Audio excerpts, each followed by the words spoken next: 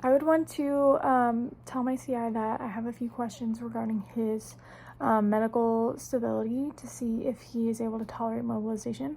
The first one is he on any other medications? Because certain medications like cardiac meds decrease the ability of the heart to adapt to like increased needs for increased blood pressure and heart rate, like calcium channel blockers, beta blockers, diuretics, like different things like that.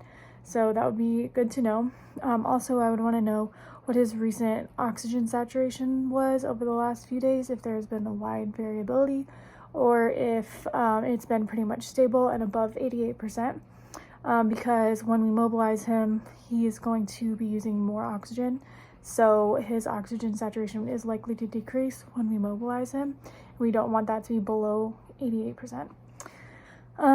Also, I would want to know if there's any significant abnormalities in his ECGs, like if there were any PVCs or different arrhythmias, because that indicates the stability of his cardiac system. And if any of those things had been happening, that would be a precaution to exercise. Also, I'd want to know his blood pressure over the last few days, if it has been stable or if there have been any extreme variabilities, because that helps determine his cardiac stability. And when we get him moving, he will likely have an increase in blood pressure. So if it's been wildly different, we don't want to mobilize him. Along the same lines, his resting heart rate, because it should be below 50% of his heart rate max for his age. So if his heart rate has been elevated, then we don't want him mobilized, because that will increase it even more. So it'll be very high.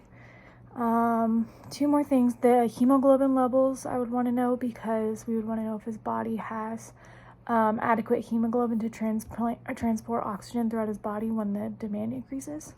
And then also his white blood cell count, because if his body's in an infection, then he will have elevated white blood cells, and his body will require a lot of energy to fight that infection. So white blood cells are a good indicator of that.